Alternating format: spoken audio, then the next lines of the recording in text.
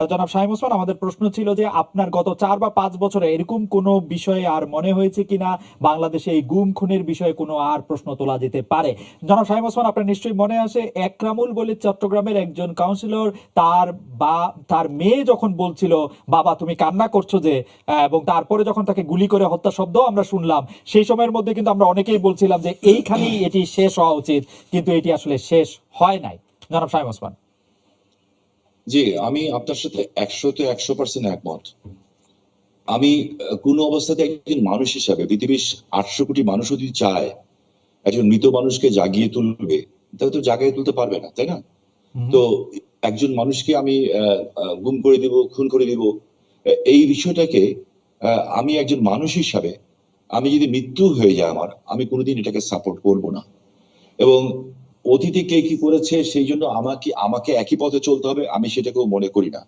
তারপরেও আমার শ্রদ্ধাভাজন ফারুক ভাই কিছু কথা বলেছেন গুম খুনের ব্যাপারে, আমি এবং আপনাকেও নিয়েও বলেছেন, উনি ইন্ডিপেন্ডেন্ট বারবার বলছেন এই কারণে যে ইন্ডিপেন্ডেন্ট টেলিভিশনের মালিক আমাদের দলের একজন নেতা, এই কারণে তো ফারুক ভাই এটাকে নিয়ে করছে। আমি আসলে ইন্ডিপেন্ডেন্ট টেলিভিশনের মানে সাফাই এখানে গাইবো না, কিন্তু ইন্ডিপেন্ডেন্ট টেলিভিশনে থাকতে আমি কি করছি সেটা আমি মানে এটা এখনো ইয়েতে দেখা যায়। ফারুক ভাই কেন বারবার বলছেন আমি জানি না, এটা আলাদা কথা হবে, আমরা অন্য এই প্রসঙ্গের মধ্যে বলে ব্যক্তিগতভাবে টেলিফোন করে জেনে নিয়েন। আমার জানতে হবে না, আপনার কাছে জানতে হলে আপনি জানেন নিবেন। শামীম আপনি বলেন। আচ্ছা, থ্যাংক ইউ। আমি আপনাকে প্রশ্ন করতে চাই বলছি, আমি আমাদের সজীব ওদের জয় একটা ফেসবুকে এই যে আমেরিকা গত 2 দিন আগে একটা স্ট্যাটাস দিয়েছেন, 3-4 দিন আগে বিএনপি জামাতের সরকারের 100 দিনের সন্ত্রাসী কার্যকলাপে নিহতের সংখ্যা ছিল 100 দিন মাত্র 100, এবং যা দিয়েছেন উনি সব কয়টা হলো মিডিয়ার থেকে নেওয়া। আমার হাতে কাগজগুলি আছে এবং এগুলি সব মিডিয়ার থেকে দেওয়া। এবং উনি ওইখানে বলেছেন 100 দিনে নিহতের সংখ্যা ছিল 1200, ধর্ষণের ঘটনা গড়ে প্রতিদিন 4টি, খুনের সংখ্যা গড়ে প্রতিদিন 6 জন। থানার ওসিও নিজের জান বাঁচাতে জিডি করেছিলেন। হ্যাঁ, এখন আমি এই কথা দিয়ে এটা প্রমাণ করতে চাই না যে ওনারা করেছেন দেখে আমাকে করতে হবে, এটা আমি বলতে চাই না। অফকোর্স ইলিয়াস আহমেদ চৌধুরীকে আমি চাই রাষ্ট্রের দায়িত্ব,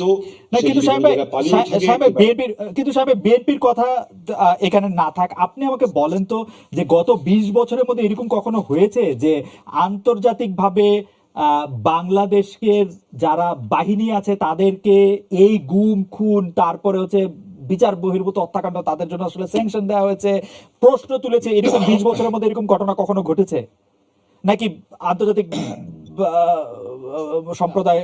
এইটার উত্তর কিন্তু আমাদের সাবেক আইজিপি সাহেব, আপনি যে প্রশ্ন করেছেন ডক্টর বেনজির আহমেদ, উনি কিন্তু খুব আমেরিকাতে বসেই এই প্রশ্ন উত্তর দিয়েছেন, এবং উনি 3টা লবিস্ট ফার্মের নামও বলেছেন, এবং এই লবিস্ট ফার্মের মাধ্যমে কিভাবে এই তথ্য বিকৃত করা হয়েছে সেই কথাটাও কিন্তু উনি বলেছেন। এখন দেখেন, এইখানে কথা বললে তো অনেক কিছু বলা যায়, আন্তর্জাতিক মাধ্যম যা বলবে তা বেদবাক্য, আর আমি যা বলবো তা অসত্য। কিন্তু সাহেব আপনি আমি যা বলবো তা অসত্য বা বেদবাক্য না হলেও মানে আমাদের কি খালি সরকারের কথাই বিশ্বাস করতে হবে? আমরা বিএনপির কথা বিশ্বাস করতে পারবো না, কোন মানবাধিকার সংস্থার কথা বিশ্বাস করবো না, বিদেশের কথা বিশ্বাস করবো না, আমাদের খালি সরকারের কথাই বিশ্বাস করতে হবে? আমরা যেটা চোখে দেখবো এবং যেটা বুঝবো সত্য, আমরা সেটাকেই বিশ্বাস করবো এবং সেটাকে বিশ্বাস করা উচিত। আমি আপনাকে একটা জিনিস স্পেসিফিক্যালি বলতে চাই খুব পরিষ্কার ভাবে, আমি একজন হিউম্যান বিং হিসাবে আমি কোনো ধরনের হত্যাকাণ্ডকে আমি সমর্থন করি না এবং করা উচিত, তাহলে আমি মানুষ হিসেবেই গণ্য হব না। এখানে একটা লিস্ট আছে আমার কাছে, বিশাল লিস্ট, আমাদের IB Rahman, SM. Kibria, Asadullah master, Momtaz ভাই, গোপাল কৃষ্ণ মুহুরী, অধ্যাপক হুমায়ুন আজাদ, অধ্যাপক ইউনুস, এরকম দেশ বরেণ্য ব্যক্তিদের নামের লিস্ট আছে আমার কাছে এখানে প্রচুর, যেগুলি, এবং ইভেনচুয়ালি ফারুক ভাইদের সময় ব্রিটিশ হাই কমিশনার যখন শাহজালাল বাবার মাজারে গেছিলেন, ওনার উপরে বম ব্লাস্ট হয়েছিল, ওখানে কিন্তু মানুষ মারা গেছিল।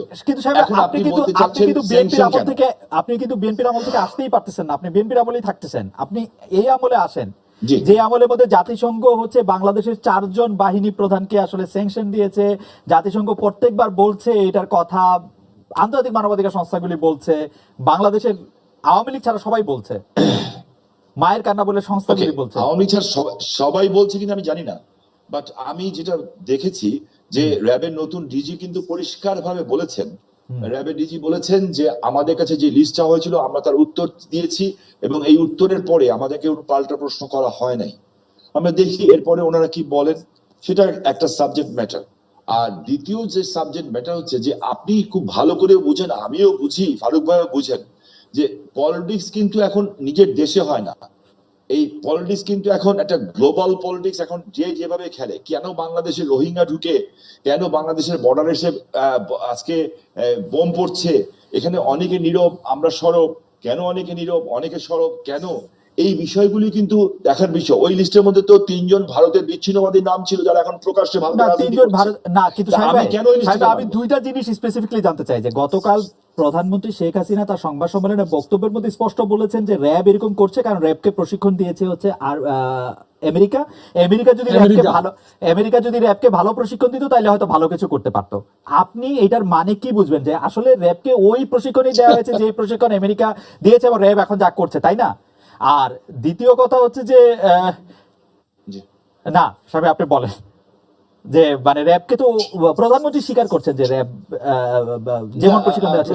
প্রধানমন্ত্রী এখন দেখেন, আপনি যদি কথার একটা পার্ট ধরেন তাহলে কথার মানে এটা হয়। উনি মাননীয় প্রধানমন্ত্রী জাতির পিতার কন্যা, উনি এটা বলেন নাই, উনি কথাটা এইভাবে বলেন নাই। উনি বলেছেন যে RAB is trained by USA, এই কথাটা উনি বলেছেন। এবং তার সাথে সাথে উনি আরেকটা কথা বলেছেন যে ইউএসএ কি এখন চায় না যে র্যাব সন্ত্রাস দমন করুক, কারণ এই র্যাব সন্ত্রাস দমনে এবং আপনি কি এটা শোনেন নাই যে শ্যামবা, এটা কি উনি শোনেন নাই যে প্রধানমন্ত্রী বলেছেন যে র্যাবকে যদি অন্যরকম ট্রেনিং দিত তাহলে অন্যরকম হতো, এরকম একটা লাইন। আমি কিন্তু খালেদ মহিউদ্দিন, আমি এই ব্যাপারে একটা উত্তর দিতে চাই, প্রশ্ন করতে চাই। জি দিবেন সামনে শেষ করুক, সামনে শেষ করুন প্লিজ। আমি একটা কথা বলতে চাই যে দেখেন, আমি কিন্তু র্যাব যখন গঠন হয়েছে, ট্রু যে এই এরা অনেক ভালো কাজ করেছে, এদের দ্বারা অনেক সব শ্রেণী পেশার মানুষের মধ্যে ভালো খারাপ আছে। যেমন আমাদের নারায়ণগঞ্জে নজরুল ইসলাম সুইট, একটা ছেলে জেলখানায় ছিল, কালো পতাকা দেখিয়েছিল তৎকালীন প্রধানমন্ত্রী বেগম ম্যাডাম খালেদা জিয়াকে, এই অপরাধে জেলখানা নিয়েছে। জেলখানায় ডান্ডা বেড়ি পড়া অবস্থায়, সে ডান্ডা বেড়ি পড়া অবস্থায় তাকে জেলখানা থেকে বেরিয়ে নিয়ে গেছিল, ও সহ সেলিম সহ 4 জনকে গুলি করে হত্যা করা হয়েছিল। আমার মনে হয় সাহেব আপনার বক্তব্য